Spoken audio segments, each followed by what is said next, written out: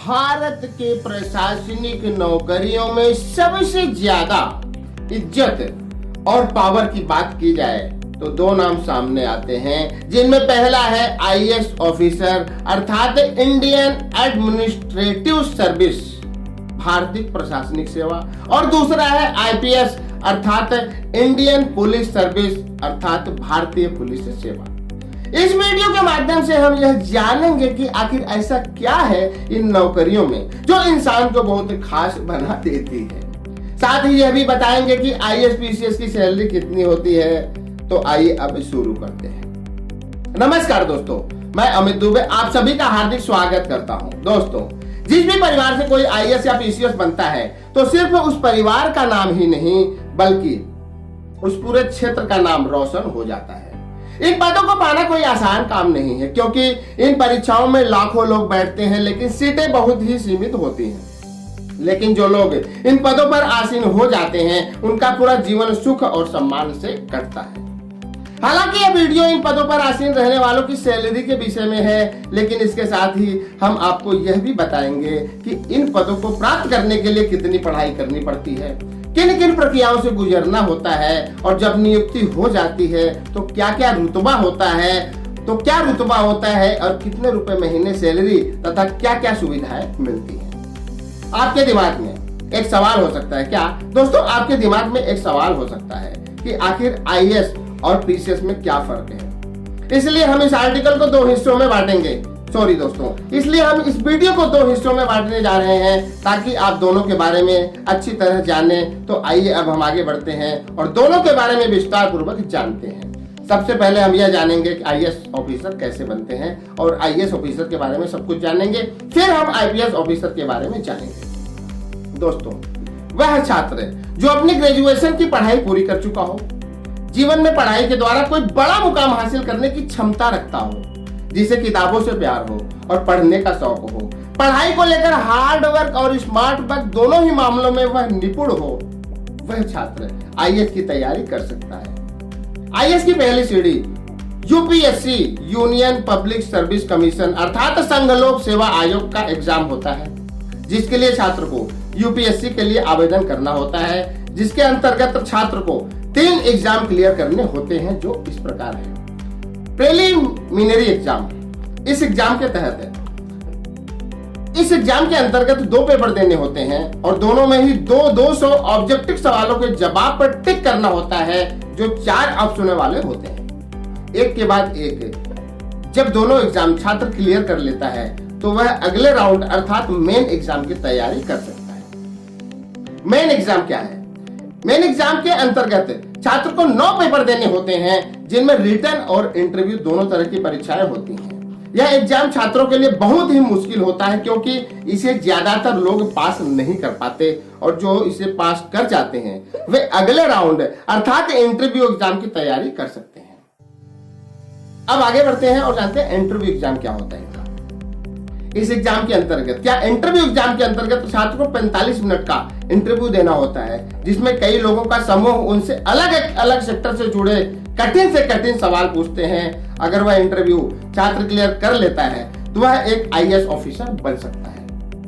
दोस्तों, और आगे बढ़ते हैं और अब जानते हैं कि आईएएस ऑफिसर करते क्या है। जब एक छात्र सारे प्रोसेस पूरा करने के बाद आईएएस ऑफिसर बन जाता है तो उसके बाद उसको काम क्या करना होता है, उसे करना क्या होता है। जैसा कि हमने अभी जाना कि यूपीएससी परीक्षा को अच्छे रैंक से पास करने पर एक छात्र आईएएस ऑफिसर बनता है, लेकिन अब सवाल यह उठता है कि आखिर इसके बाद वह करता क्या है। तो आइए जानते हैं इसके बारे में। केंद्र या राज्यों के सचिवालयों में सचिव जो होते हैं ना, वे आईएएस ऑफिसर ही होते हैं। क्या केंद्र और राज्यों के सचिवालयों में सचिव की नौकरी मिलती है, उन्हें सचिव का पद मिलता है, वे आईएएस ऑफिसर होते हैं। अपने जिले में शासन व्यवस्था की जिम्मेदारी पर जो नजर रखते हैं वे आईएएस ऑफिसर ही होते हैं, क्योंकि वो डिस्ट्रिक्ट मजिस्ट्रेट, जिला मजिस्ट्रेट होते हैं। प्रधानमंत्री या केंद्रीय मंत्री के सचिव की भूमिका जो निभाते हैं वे आईएएस ऑफिसर ही होते हैं। आईएएस ऑफिसर संसद में बने कानूनों को अपने क्षेत्र में लागू करवाते हैं। जब वे जिला मजिस्ट्रेट होते हैं तो संसद में बने हुए जो कानून होते हैं उनको अपने जिला में फॉलो करवाते हैं, उसका पालन करवाते हैं, उसको लागू करवाते हैं। हाँ दोस्तों, आईएएस ऑफिसर की सैलरी कितनी होती है? क्या आगे बढ़ते हैं और जानते हैं मेन मुद्दा जो इस वीडियो का है वह है कि आईएएस ऑफिसर की सैलरी कितनी होती है। वही इसके बारे में जानते हैं। एक आईएएस ऑफिसर की बेसिक सैलरी 56,100 रुपए महीना होता है, लेकिन इसके अतिरिक्त उन्हें यात्रा भत्ता, महंगाई भत्ता सहित अन्य भत्ता मिलता है, जिसे मिलाकर उन्हें कुल 1 लाख रुपए महीने से ज्यादा ही सैलरी मिलता है। लेकिन अगर वह कैबिनेट सचिव के पद तक पहुंच जाता है तो उसकी मासिक सैलरी 2,50,000 रुपए तक हो सकती है। हाँ दोस्तों, एक आईएएस ऑफिसर को सरकार की तरफ से रहने के लिए बंगला, साथ में नौकर चाकर भी मिलते हैं, घूमने फिरने के लिए गाड़ी, साथ में ड्राइवर भी मिलता है। इसके अलावा भी अन्य कई सुविधाएं होती हैं जो आईएएस ऑफिसर को मिलती है। हाँ दोस्तों, और आगे बढ़ते हैं और अब जानते हैं कि आखिर आईपीएस ऑफिसर कैसे बनते हैं। आईपीएस ऑफिसर के बारे में जानकारी लेते हैं। लगभग वही प्रक्रिया है जो आईएएस ऑफिसर के लिए है, इसमें भी है, थोड़ा सा लास्ट में चेंज हो जाता है और ट्रेनिंग होती है। वह छात्र जो अपनी ग्रेजुएशन की पढ़ाई पूरी कर चुका हो, जीवन में पढ़ाई के द्वारा कोई बड़ा मुकाम हासिल करने की क्षमता रखता हो, जिसे किताबों से प्यार हो और पढ़ने का शौक हो, पढ़ाई को लेकर हार्ड वर्क और स्मार्ट वर्क दोनों ही मामलों में निपुण हो, वह छात्र आईपीएस की तैयारी कर सकता है। यही आईएएस के लिए भी है। आईपीएस की पहली सीढ़ी UPSC, union public services commission अर्थात संघ लोक सेवा आयोग का एग्जाम होता है, जिसके लिए छात्र को यूपीएससी के लिए आवेदन करना होता है, जिसके अंतर्गत छात्र को 3 एग्जाम क्लियर करने होते हैं जो इस प्रकार हैं। वही तीनों चीजें जो आईएएस के लिए होते हैं वही आईपीएस के लिए भी होते हैं, लेकिन फिर भी हम आपको बता देते हैं। प्रिलिमिनरी एग्जाम, इस एग्जाम के अंतर्गत 2 पेपर देने होते हैं और दोनों ही 200 ऑब्जेक्टिव सवालों के जवाबों पर टिक करना होता है, जो 4 ऑप्शनों में होते हैं, एक के बाद एक। जब दोनों एग्जाम छात्र क्लियर कर लेता है तो अगले राउंड अर्थात मेन एग्जाम की तैयारी कर सकता है। अब मेन एग्जाम क्या है? मेन एग्जाम के अंतर्गत छात्र को 9 पेपर देने होते हैं, जिसमें रिटन और इंटरव्यू दोनों तरह की परीक्षाएं होती हैं। यह एग्जाम छात्रों के लिए बहुत ही मुश्किल होता है, क्योंकि इसे ज्यादातर लोग पास नहीं कर पाते हैं, और जो छात्र इसे पास कर जाते हैं वे अगले राउंड अर्थात इंटरव्यू एग्जाम की तैयारी कर सकते हैं। इंटरव्यू एग्जाम के अंतर्गत छात्र को 45 मिनट का इंटरव्यू देना होता है, जिसमें कई लोगों का समूह उनसे अलग अलग क्षेत्र से जुड़े कठिन से कठिन सवाल पूछते हैं। अगर वह इंटरव्यू छात्र क्लियर कर लेता है तो वह आईपीएस ऑफिसर बन सकता है। लेकिन इससे आगे देखिए, आईएएस ऑफिसर और आईपीएस ऑफिसर बनने के लिए अभी तक ये तीनों एग्जाम तो देने पड़ते हैं, लेकिन आईएएस ऑफिसर से में तो ये तीनों एग्जाम के बाद वो आईएएस ऑफिसर बन जाता है, लेकिन आईपीएस ऑफिसर बनने के लिए एक ट्रेनिंग की भी जरूरत होती है। उसके बारे में बात करते हैं कि आईपीएस की ट्रेनिंग क्या होती है। जब एक छात्र यूपीएससी के सभी मानकों पर खरा उतरता है सभी एग्जाम क्लियर कर लेता है, तब उसे LBS-NAA में आईपीएस की ट्रेनिंग के लिए भेजा जाता है, जहां उसे आगे की तैयारी करनी होती है। हाँ दोस्तों, अब आईपीएस ऑफिसर बनने के बाद उसे क्या करना है? आईपीएस ऑफिसर क्या करते हैं? अब आईपीएस ऑफिसर तो बन गया वो, उसके बाद उसे काम क्या दिया जाता है, इसके बारे में बात करते हैं। आईपीएस ऑफिसर बनने के बाद छात्र को पुलिस के बड़े महकमे में सेवा का मौका मिलता है, जैसे SP, DSP, commissioner, deputy commissioner, CBI, IB या फिर रा का डायरेक्टर भी वह बन सकता है। आईपीएस ऑफिसर की सैलरी कितनी होती है? क्या आगे बढ़ते हैं और जानते हैं कि आईपीएस ऑफिसर की सैलरी कितनी होती है। एक आईपीएस ऑफिसर की बेसिक सैलरी 56,100 रुपए महीना है, जो कि आईएएस की भी है, लेकिन इसके अतिरिक्त उन्हें यात्रा भत्ता, महंगाई भत्ता सहित अन्य भत्ता भी मिलता है, जिसे मिलाकर उन्हें 1 लाख रुपए महीने से ज्यादा ही मिलता है। लेकिन अगर किसी अन्य बड़े पद जैसे डीजीपी, डायरेक्टर जनरल और पुलिस तक पहुंच जाता है वह व्यक्ति, अगर वह छात्र, तो उसकी मासिक सैलरी 2,25,000 तक हो सकती है। हाँ दोस्तों, एक आईपीएस ऑफिसर को सरकार की तरफ से रहने के लिए बंगला, साथ में नौकर चाकर भी मिलते हैं, घूमने फिरने के लिए गाड़ी, साथ में ड्राइवर भी मिलता है। इसके अलावा भी अन्य कई सुविधाएं होती हैं जो एक आईपीएस ऑफिसर को मिलती है। हाँ दोस्तों, और आगे बढ़ते हैं और अब जानते हैं कि आईएएस और आईपीएस में फर्क क्या होता है। आईएएस और आईपीएस का फीस में फर्क क्या होता है, यह जानना बहुत जरूरी है।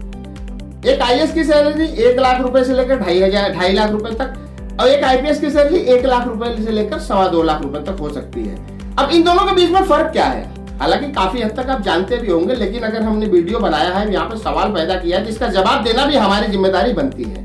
दोस्तों, वैसे तो आईएएस और आईपीएस दोनों ही अपने आप में बड़े ओहदे होते हैं, लेकिन जब दोनों की तुलना की बात की जाती है तो आईएएस को आईपीएस से ज्यादा पावरफुल माना जाता है, क्योंकि यह आईएएस आईपीएस को आदेश दे सकता है। एक आईएएस आईपीएस को आदेश दे सकता है, लेकिन एक आईपीएस आईएएस को आदेश नहीं दे सकता।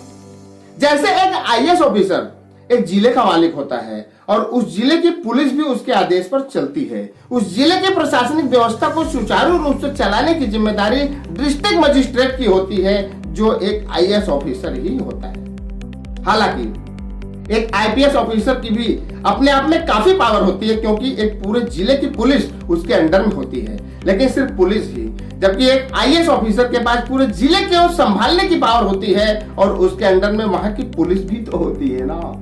कोई भी प्रशासनिक आदेश जिला मजिस्ट्रेट ही देता है, जैसे धारा 144 लगवाना, भीड़ या हिंसा पर गोली चलवाना आदि, इसका आदेश एक आईएएस ऑफिसर ही देता है। इसलिए एक आईएएस ऑफिसर और आईपीएस ऑफिसर के बीच में अगर तुलना की जाए तो आईएएस ऑफिसर की पावर आईपीएस ऑफिसर से ज्यादा होती है।